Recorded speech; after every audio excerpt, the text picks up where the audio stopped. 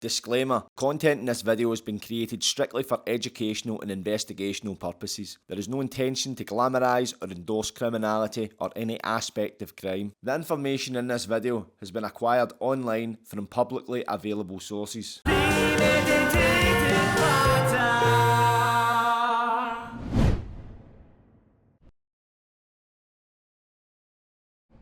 Luke Mitchell wins the right to appeal a parole board decision not to release him. He was refused parole last April after a psychiatric report branded him a sexual risk to women. So what does it actually mean if Luke Mitchell wins the right to appeal the board's decision not to release him? Well, let's break it down right. First, let us be clear, winning the right to appeal doesn't mean Luke Mitchell will automatically walk free. What it does mean is that a court will have the chance to review the decision made by the parole board and determine if it was fair, reasonable or handled properly. The court will focus on a few key areas during the review. Firstly, did the parole board follow proper procedures? Was the decision-making process free from bias? Probably wasn't it. And was the decision used to deny Mitchell's parole reliable and weighed appropriately?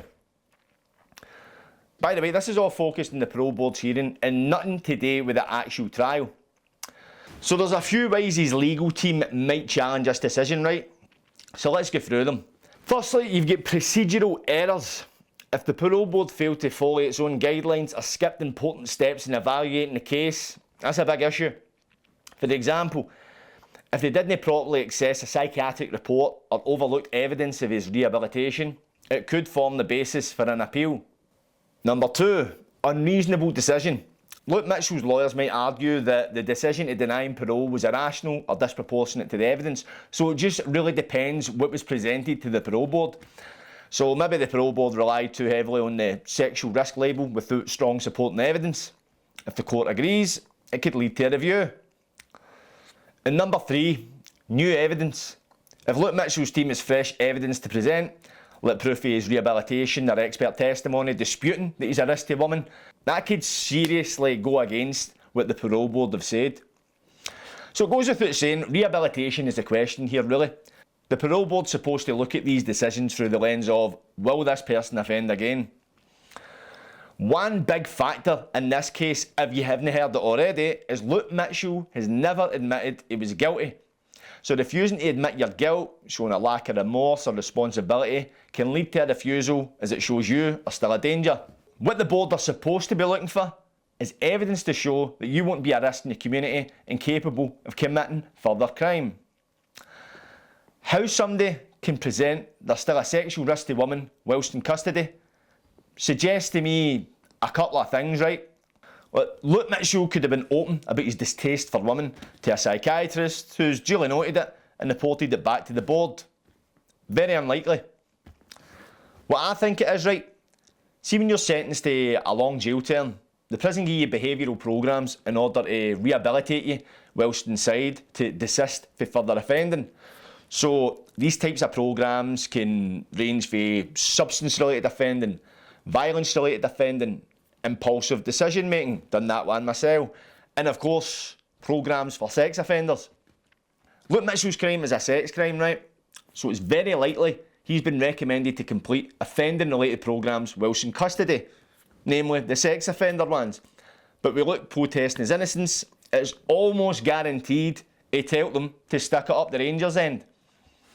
I'd do the same as most people would.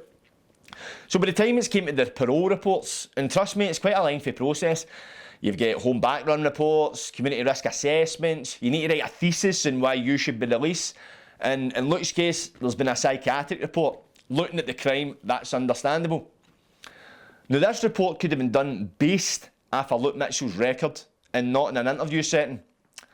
And which is most likely, given the fact that these decisions are made in front of paper and no people.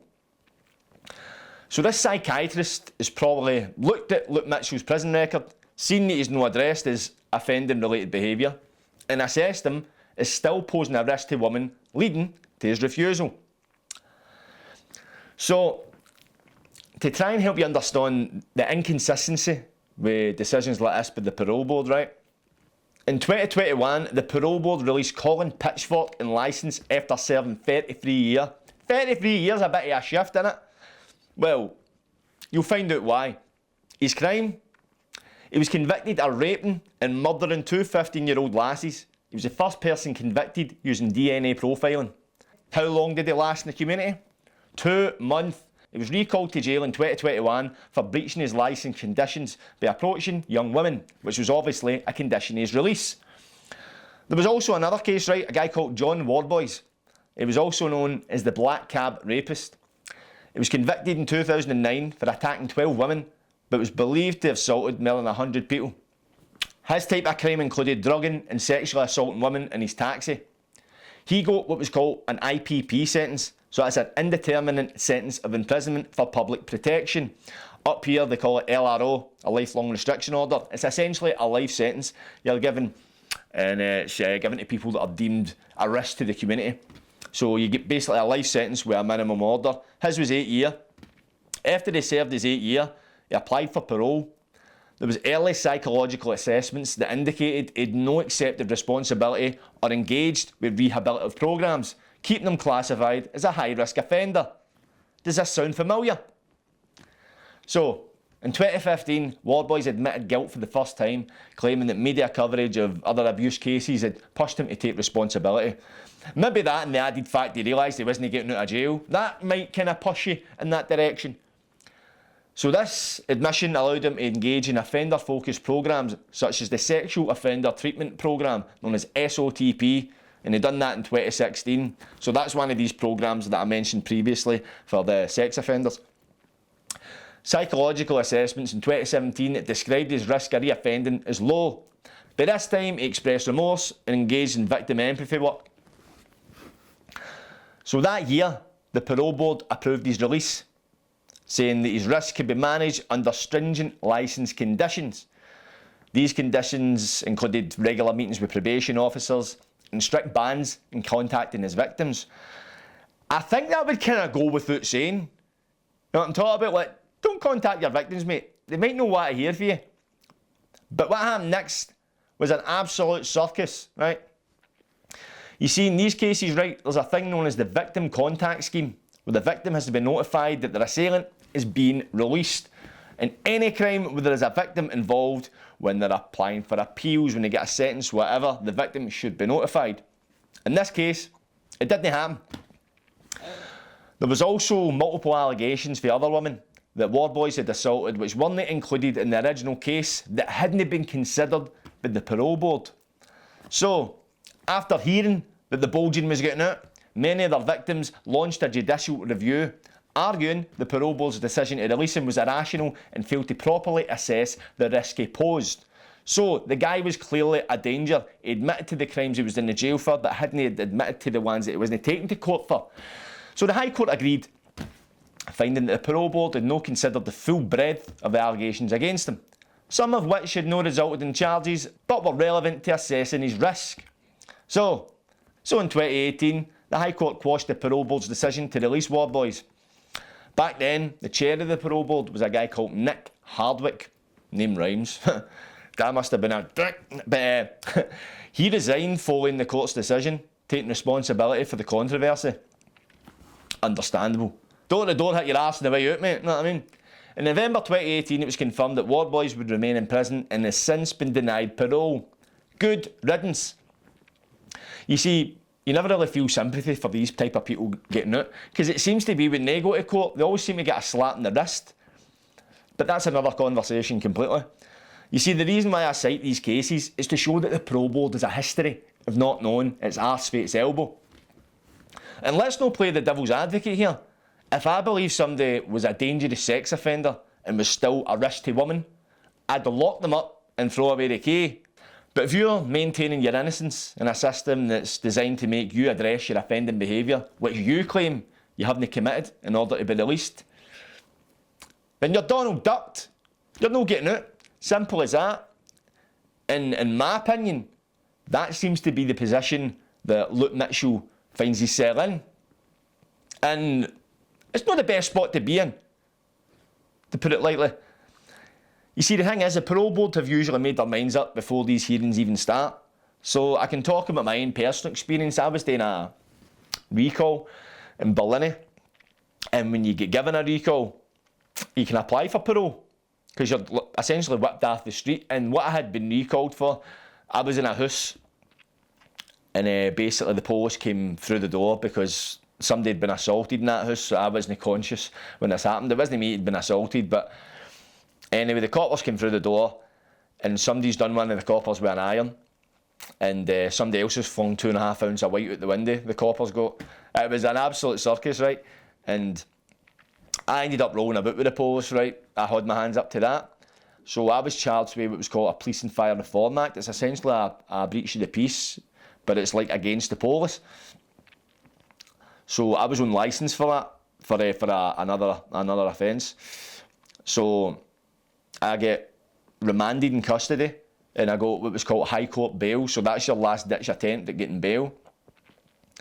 And that was after a couple of weeks, 5 weeks or something, I might have been on remand.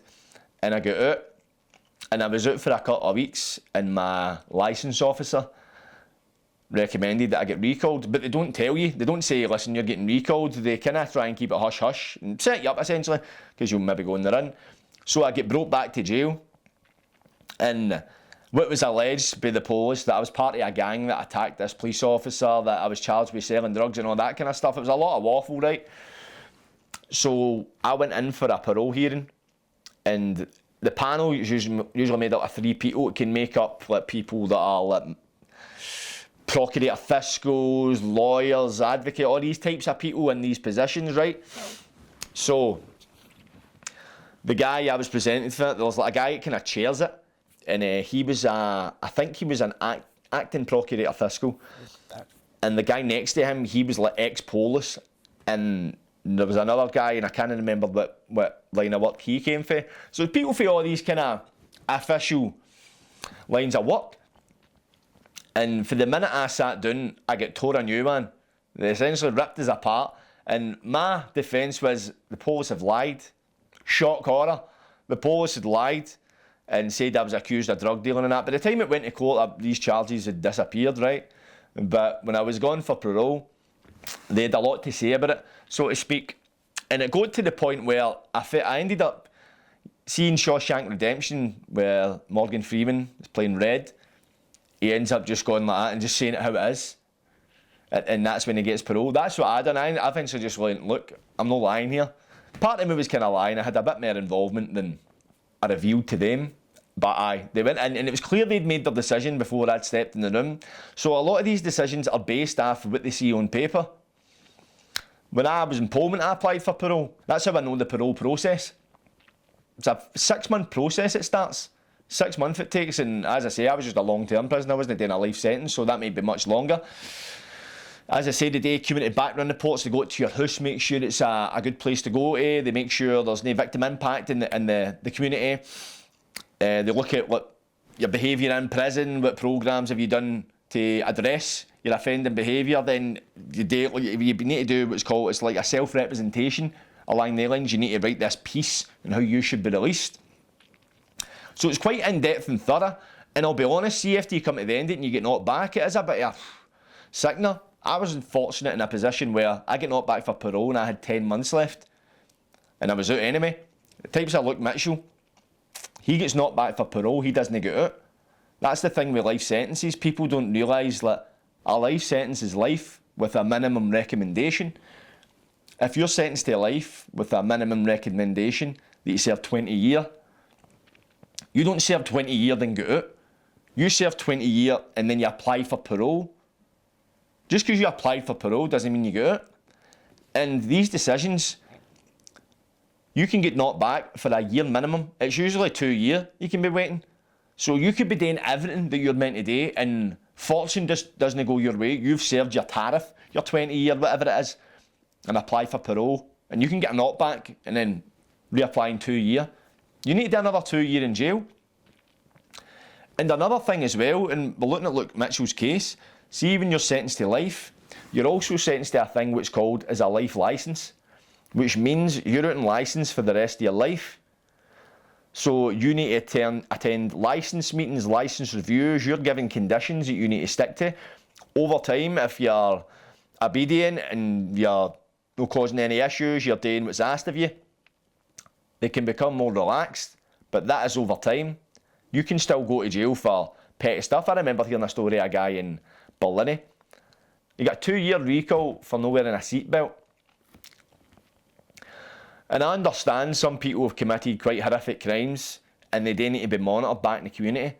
But not wearing a seatbelt, is that in the public's interest to return somebody back to jail? I mean, you look at the cases the Parole Board have released in the past. Let's just say you couldn't put bets on them because they seem to be quite erratic. Because you always read the paper, right, and you see notorious violent sex offender freed in parole and went on to murder some woman. It's always the wrongins that seem to do it. Okay. What you need to show the Parole Board, right, is that you're able to tick the boxes they're looking to be ticked. That's essentially what it is. If you can do what's asked of you, even if you're still a mad, sadistic, twisted killer inside, because a lot of these people that commit these crimes, it's something that's inside them. I can't identify with it, and although I can maybe understand certain instances in childhood, past traumas that can contribute to behaviour in adult life, I can't understand some of the depravity that goes on with these people. But when you look at the court system and you're looking at sex offenders are getting slaps in the wrist, and then you're looking at drug dealers that are getting sent down for like 20 odd years in jail, and you need to ask the question, what lens are you viewing this crime through? And I think, right, when you're looking at these horrific crimes of like sexuality, crimes against women and all that kind of stuff, I think for the most part with the judges as such, there's a level of identification there. Because if I look at a murder, right, I would never wish to harm anybody or take their life, and I've got no right to do it. But I could understand there's certain circumstances where that could happen. If I was placed in a life or death scenario and I had to choose, I would choose my own life as a means of survival. And maybe because I've been in the jail, I've been around people that have went to jail for crimes where they were just very unlucky. They never set out to murder anybody. But that's what's happened, and they've been handed a long sentence for it. I can find a level of mitigation there. In these sexual crimes, I can't find that. I can't find why you're going out and drugging women in the back of your taxi. That's a calculated predator. I can't identify with somebody that butchers a 14-year-old lassie and nearly takes her limbs off her. I can't identify with that. I can't see that in my life. I couldn't see me committing that act. Could I see me getting in a fight? Somebody drops a knife, I pick up and stab somebody? Definitely. I wish it never happens. I do my best to avoid it, but I could see how the chain of events would occur. In these cases, I can't.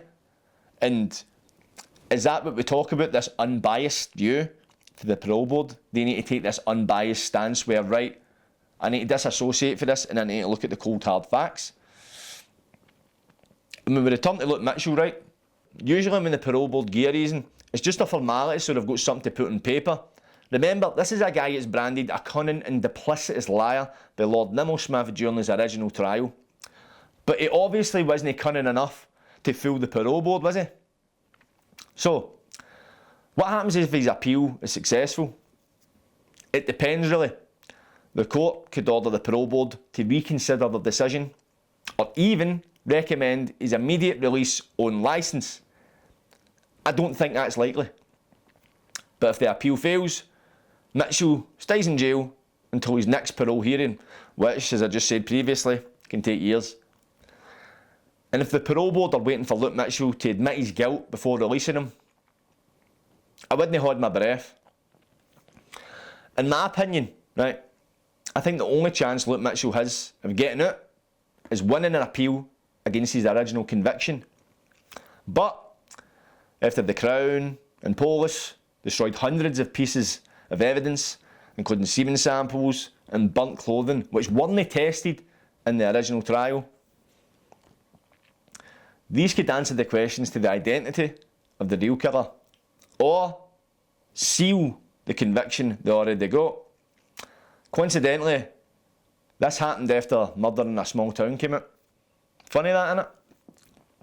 Plus, Dorothy Bain the Lord Advocate, who's in charge of what cases do and don't go to court in Scotland, denied a petition signed by thousands to allow Luke Mitchell a retrial. And it's probably nothing to do with the fact she's married to Alan Turnbull, who was one of the prosecutors in Luke's trial. You ask me, the system's corrupt. Simple as that. And in this case, sad to say, I think he'll be lucky to see a retrial. And is that because he's banky rights guilty? Well, there's a load of evidence, minus the destroyed stuff, that says otherwise. Trust me, I've investigated it. The real reason, right, is there's too many powerful people with a lot at stake who can't afford for the truth to come out. That's what they're doing. They're burying the past and their dark secrets that lie with it. After the parole was refused, a relative of his victim said, "If this man is released, I would fear for women. He is a dangerous killer and should remain inside for a long time to come." And of course, if I was a relative of Jodie Jones and I believed this man was in jail for a murder, I'd probably have the same opinion. But also, if there was a large amount of people that believed he was innocent, and there were multiple documentaries and podcasts pointing out inconsistencies in the case, plus accusing other people of the crime, some family members as well, I would also have something to say about that. Which to date, not one of the Jones family or anybody else, including the Crown Prosecution Service that have got Luke Mitchell convicted, have done. Nobody has came out. Nobody has said nothing about it. I'd invite them, one of Jodie's family, if they wanted to come on and offer their side of it, because we want to hear every side of the argument. We want to make a fair and unbiased view. A Parole Board will take some guidance for you. But that's the thing. I'd be happy for this case to see its day in court and see if he is the killer. Should he be condemned to jail? But when you look at all the evidence, when you look at the fact there was no DNA found in Jodie Jones' body, nor was there any on Luke, and we go back to the cunning and duplicitous liar, he could have got washed. He didn't wash. He was bogging. He was covered in dirt. There was dirt under his fingernails. This is all evidence. This is a 14-year-old boy, right? And the thing is, Jodie Jones wasn't just stabbed in the leg or something and a wee small part of her body and unfortunately died. She was brutalised and hacked to death. Like, several arteries were cut. There'd have been arterial spray. Whoever murdered her would have been covered head to toe in blood. And people, have committed murders and cleaned themselves. But Luke Mitchell wasn't clean. You understand? And there was a thing where the original trial manuscripts came out, where it basically showed all the evidence that was given during the trial. And I've had a few people commenting on the Long Walk to Justice documentary I done with Scott. People going like, these manuscripts have came out, this will shut down all the support for Luke Mitchell and all this kind of stuff. I read them, and the witnesses' accounts and testimony does corroborate. But this isn't what was being said by the people supporting Luke Mitchell. Their argument was that for the first statement to the testimony in court, the statements changed dramatically. There was multiple statements given and they changed over the course of time by the time it went to court. If I get accused of a crime, right, and I get interviewed, interrogated by the police, in my first interview, if I say I done the crime, it doesn't even matter how many more interviews I give or what I say in court. I've admitted to that. I'm banky rights, they tell you. And the thing, see the way these police interrogations work. We're all aware of good cop, bad cop, right? That is a real thing. That exists, right? So what they do is you'll get one, because you're getting interrogated by the police, so you're sitting like that, oft. You're paranoid, you're scared, you're worried. Especially if you've not done it. And for me, when I was being interrogated by the police, I had done what I'd done, so I was even more worried because I was trying to get out of the mess that I got myself in. So you'll get one that'll be nice, they'll be like, "Hi, how you doing? Right, we're just going to ask some questions." They'll just be that dead nice way. And then you'll get one that's a bit more aggressive. And what that leads you to, you orientate towards the one that's been nicer. Right, I'll talk to him, I'll tell him. But what they do is, they'll, for talk's sake, they'll turn the tape off, right? And then they'll go like that to you. In my case, right, I was 17 at the time, so I was a stupid young boy. And they says to us like that, "Look, you can get a lawyer here, but we're just going to ask you some questions. No anything much, we'll be there and done.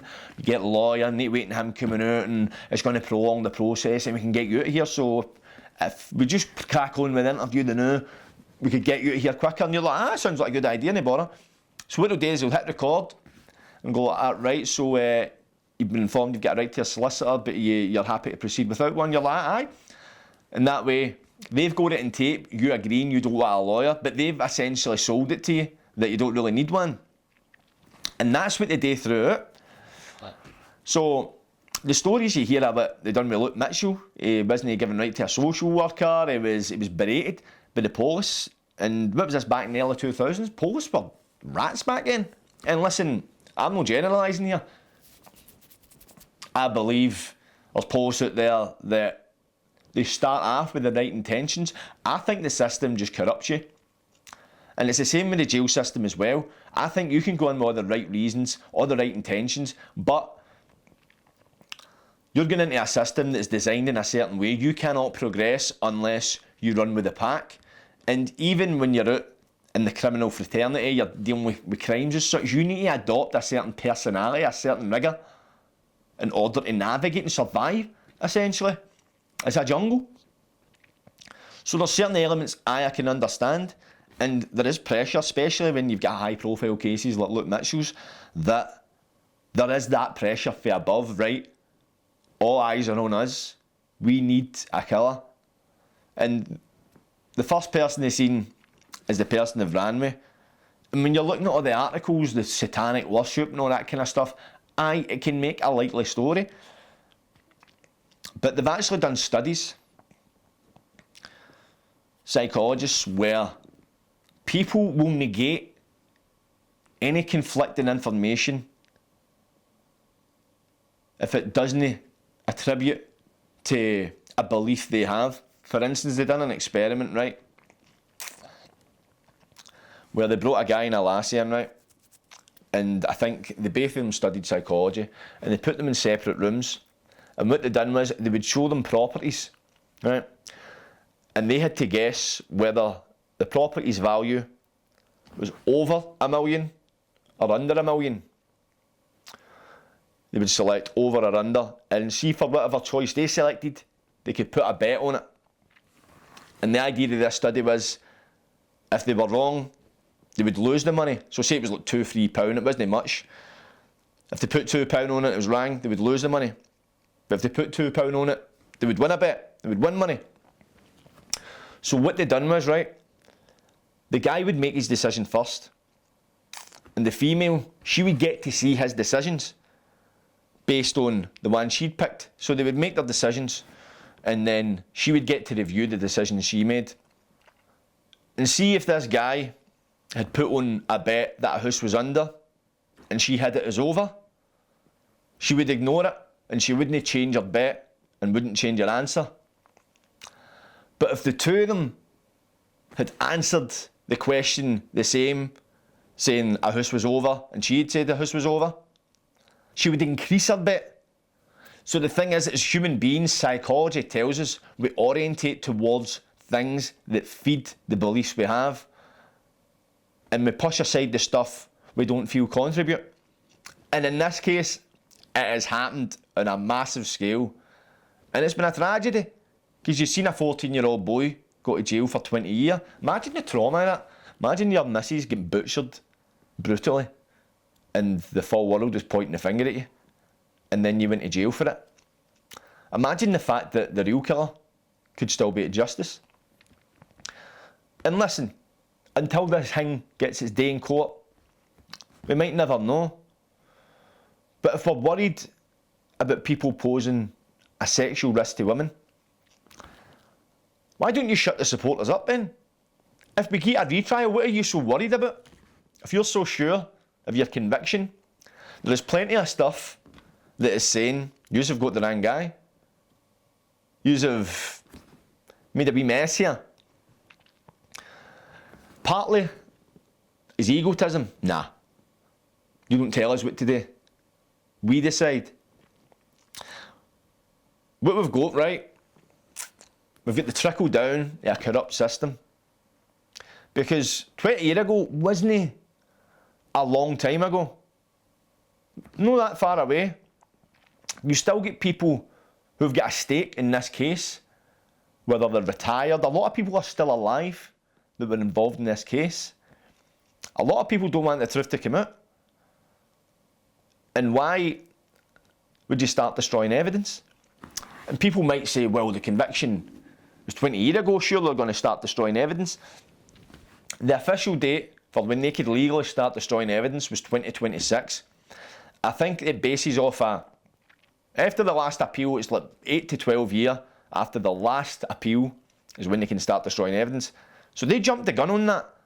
And it came right after this documentary came out. And the documentary was quite scathing. Right? And you had a lot of people try to shut it down, but there was a lot of things you just couldn't ignore. But that's what's happening. The system is just trying to ignore this case and hoping it goes away. But unfortunately, we live in a time that the system doesn't control the media anymore. And this is the new day media. This is the modern media.